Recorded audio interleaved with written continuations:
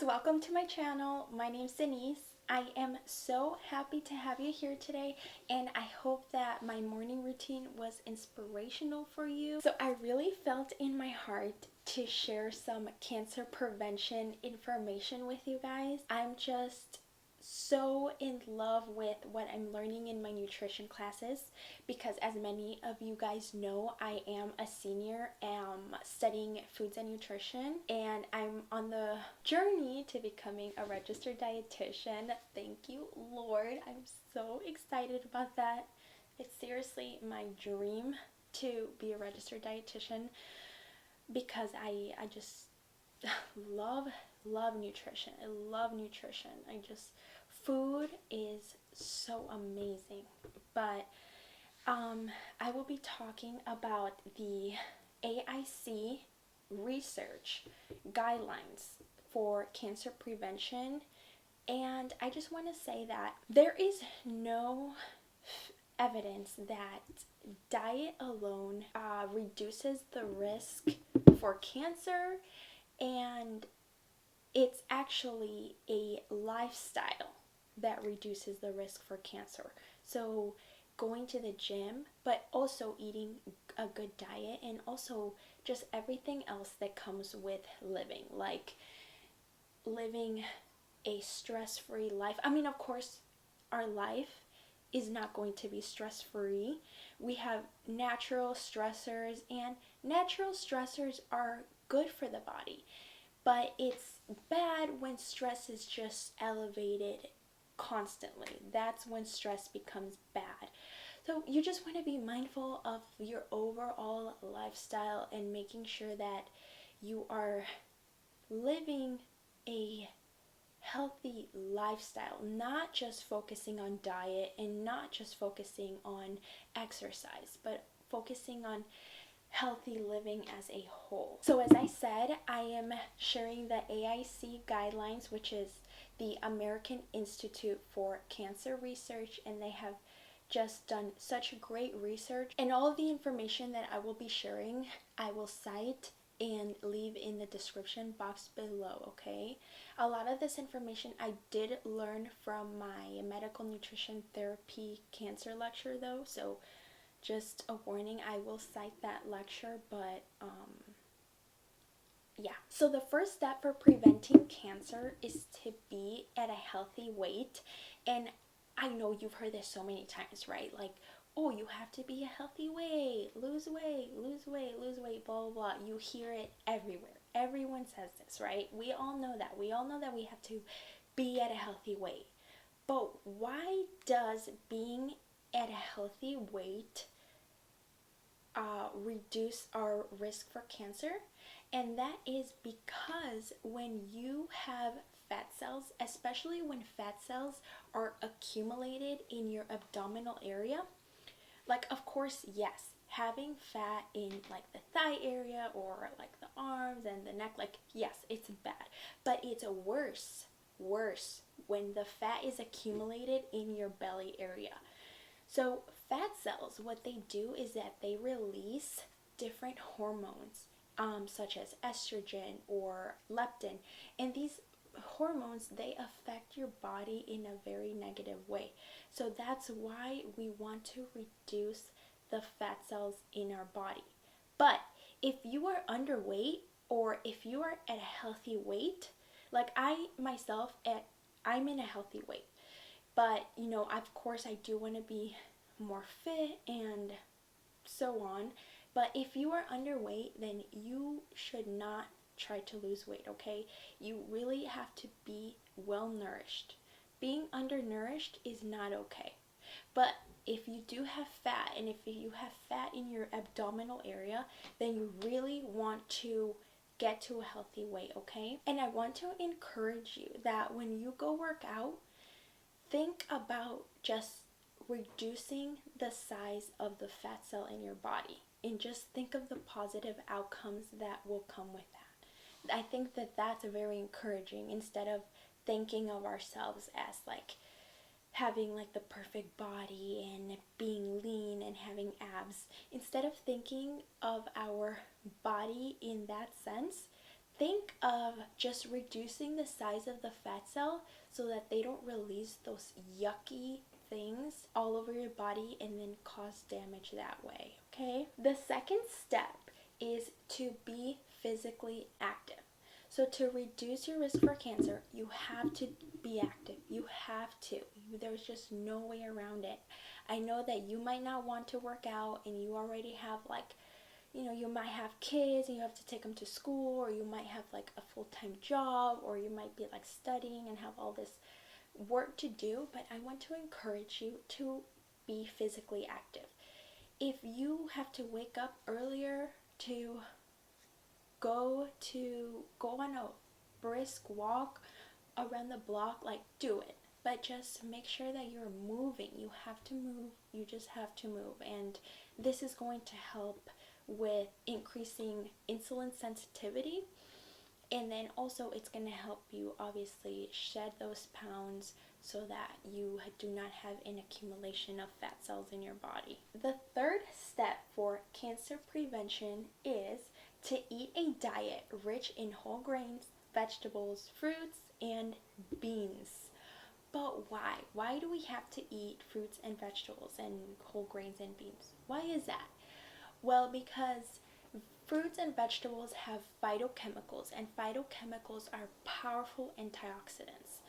And every different fruit and every vegetable has different phytochemicals. So that's why you want to increase the variety of fruits and vegetables that you eat, so you can really just get a mixture of phytochemicals. And it's also important to eat beans and whole grains, because whole grains and beans, they just keep us full longer. I mean, so do fruits and vegetables because of the fiber. So they keep us full longer, but they also have plant-based protein. And plant-based protein is obviously amazing. Now, you guys know I used to be vegan, right? I used to be vegan, and I was the unhealthy kind of vegan. The vegan that I was malnourished, okay? I was malnourished. But now I do eat animal products. Like, I love chicken, I love fish, I like all kinds of seafood. I love yogurt. I eat yogurt every single day, and I love it. But one thing that we learned in class is that animal protein is a carcinogen. Now, I don't want to scare you, okay? We are not moved by fear, okay? This is just to inform you and to give you the information, okay? There are things that we can do to help our body if we still want to eat animal products, okay? Just like I said, eating fruits and vegetables, they have phytochemicals. Phytochemicals are antioxidants. Antioxidants fight oxidative damage in your body, and a lot of specific phytochemicals target cancer damage in the body. So that's why it's just so important to eat fruits and vegetables, okay? This is what I want you to do. I want you to make it your goal to have a fourth of your plate be vegetables, a fourth be fruit, a fourth be your animal protein. If you do eat animal protein, I want that to be a fourth of it, okay? Only a fourth. And then the last fourth will be whole grains. So like quinoa, brown rice, like those kinds of whole grains. You can also eat popcorn. Popcorn is a whole grain. I love popcorn as a snack. But that is how you will balance your eating pattern. You will have a variety of phytochemicals. You want to make sure that your plate looks like a rainbow, and that your plate is not mainly made up of meat, because that's where we run into issues, okay? The fourth recommendation to prevent cancer is to limit the consumption of fast foods and other processed foods that are high in fat, starches, or sugars. Okay, so we all know that fast foods are bad, right? But why are they bad? Well, they're bad because they have, okay, so a lot of the food is fried. And when food is fried at such high temperatures, then there is a formation of trans fats that happens in the oil. So trans fats are really bad because they are extremely inflammatory to the body. So they increase your LDL cholesterol levels, and LDL cholesterol is the bad one. This is how I remember it. LDL cholesterol starts with an L, and it is a loser. So LDL cholesterol is the bad cholesterol, and that is super inflammatory, okay? And then there is the HDL cholesterol, and that is the good cholesterol. The HDL cholesterol reduces the LDL cholesterol in our body. So what trans fats do is that they increase LDL cholesterol, the loser cholesterol, the bad guys, and they also decrease the good cholesterol, the HDL cholesterol. So that's why trans fats like fried foods, french fries, like all that good stuff should be limited. Notice how it says limit and not avoid. So I don't want you to be afraid. I don't want you to just be craving french fries and you are craving it so bad and you just want to eat it and you are just miserable over it. Like, I don't want you to be like that. I don't want you to be afraid, okay? I want you to eat the french fries if you're craving the french fries, but be mindful of how much you're eating. If you're eating fried food every day, like, obviously there's an issue.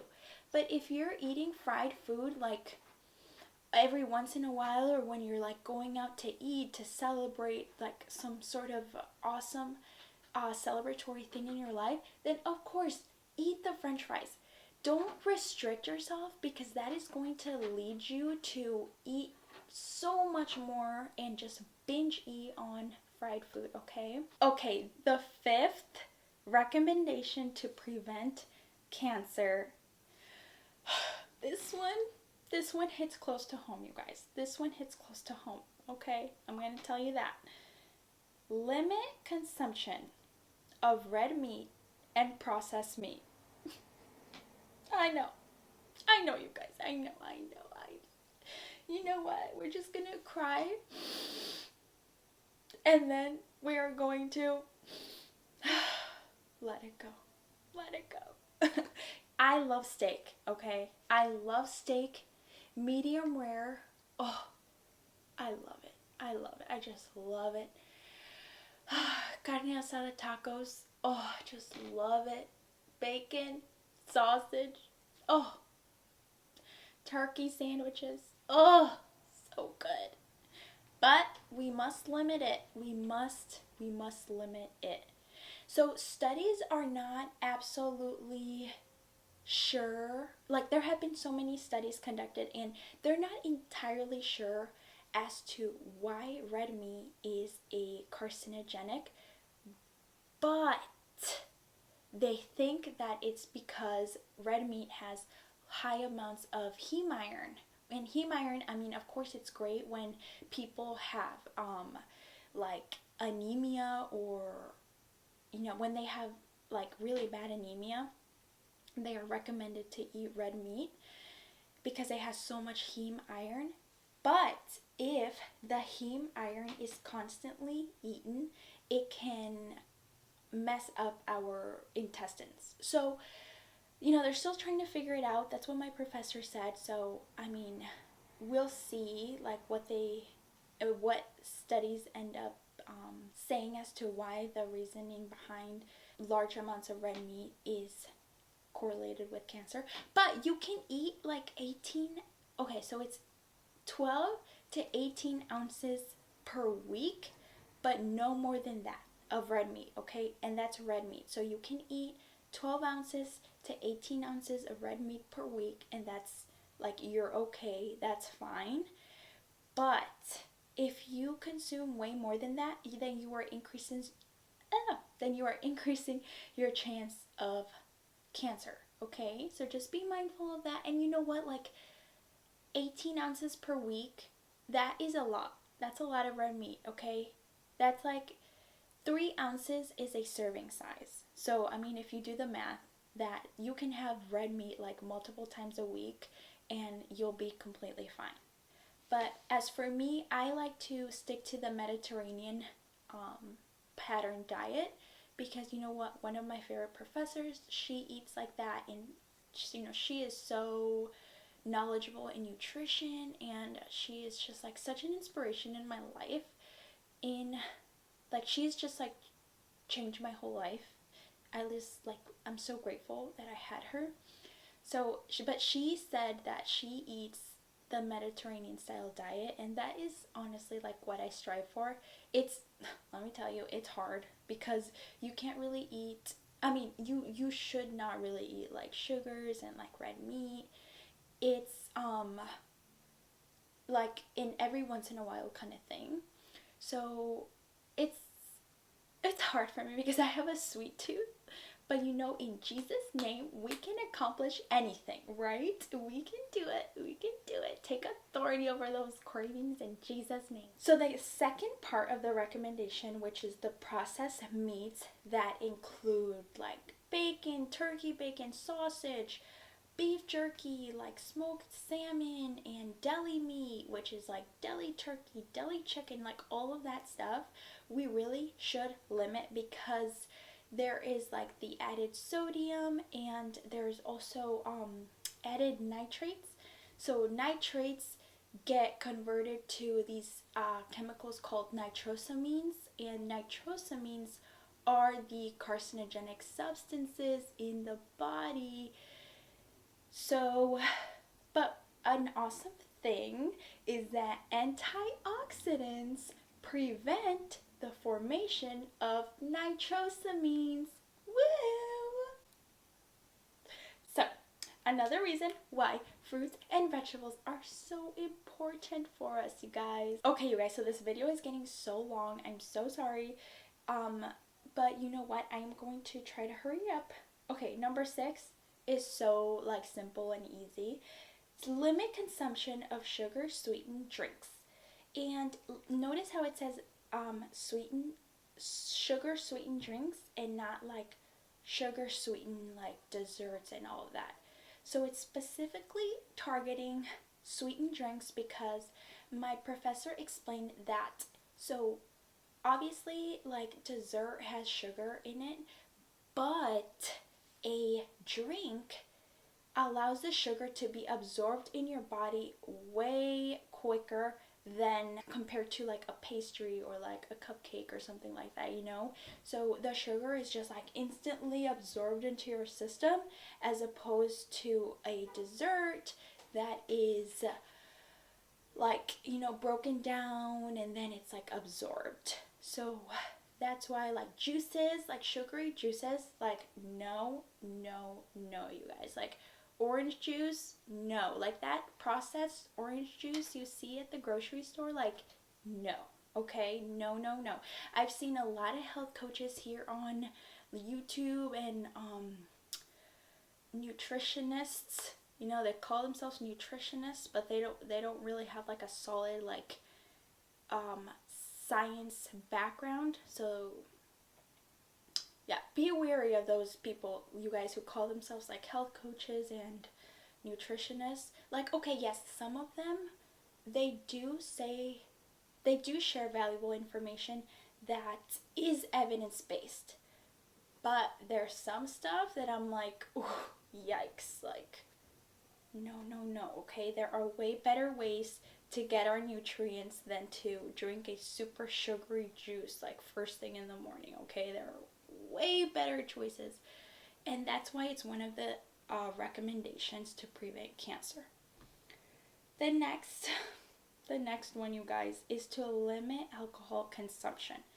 And it says, for cancer prevention, it's best not to drink any alcohol. There is a strong evidence that drinking alcohol is a cause of 6 cancers, and even one small glass of alcohol a day can increase the risk of some cancers. So yeah, it's best just not to drink any alcohol. Like, And of course, like, take it to the Lord. If the Lord does not want you to drink alcohol, like, do not drink alcohol. You know, there's like people suffering with alcoholism and like all sorts of stuff. So, you know, take that to the Lord. And I mean, if the research says that just one drink a day can increase the risk of some cancers, then, you know, there's that. Number 8, you guys, do not use supplements for cancer prevention.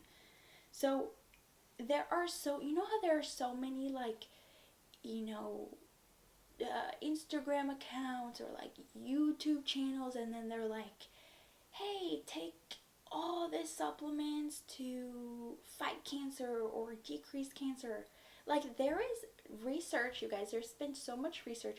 Research does not prove that consuming supplements will decrease cancer. Okay, there have been studies done that show that increasing your consumption of supplements does not decrease the risk of cancer and does not cure cancer. I know it's such a touchy subject, but just seek to get your nutrients from food. That's why, you know, the recommendations say like fruits, vegetables, like whole grains, like legumes, you know. That's why the recommendations say that, because food has so many amazing cancer fighting properties, like natural food. So you don't have to go to supplements to get like these like magic effects, you know. Phytochemicals are amazing, you guys. I should make a video specifically on certain phytochemicals that are just like powerful fighting cancer substances. I really, you know what, I should do that. Okay, and since we're on the topic of supplements, I do want to say something that is super important. I want you guys to make a doctor's appointment and go get your vitamin D levels checked, because low vitamin D levels are associated with every single kind of cancer except skin cancer. So it's so important that we all have really good vitamin D levels and that you're getting your vitamin D, okay? So that's why going to the doctor and having them check your vitamin D levels is so important, because I had my vitamin D. Oh, that's my kitty cat. She thinks she's a little toddler. But I had my vitamin D levels checked and my levels were very low. So I just want to share that with you guys, because even me, like a nutrition student who's going to be a registered dietitian, has low vitamin D levels, okay? So I just want to encourage you guys to go get that done and then work on ways to increase your vitamin D levels. Just talk to your doctor and they will share some valuable information with you. Okay, the 9th recommendation to reduce your risk for cancer is to breastfeed if you're a mother. Like, if you're a mother and you have a child, it's very good for you to breastfeed because it reduces your risk for breast cancer, but it also reduces your child's risk for all kinds of cancers once they are starting to grow up. Okay, and then the 10th and final step to reducing your risk for breast cancer is to, if you were diagnosed with cancer, follow these 10 recommendations if you can. So yeah, that's it, you guys. I hope that you found this video so helpful. I know that these tips completely changed my life, and I've been working on ways to just improve my health in so many areas. And I just hope that you guys have a beautiful day. I love you guys so much, and bye. Don't forget to subscribe and like and share and comment and all that good stuff, okay? It really helps my channel. Bye.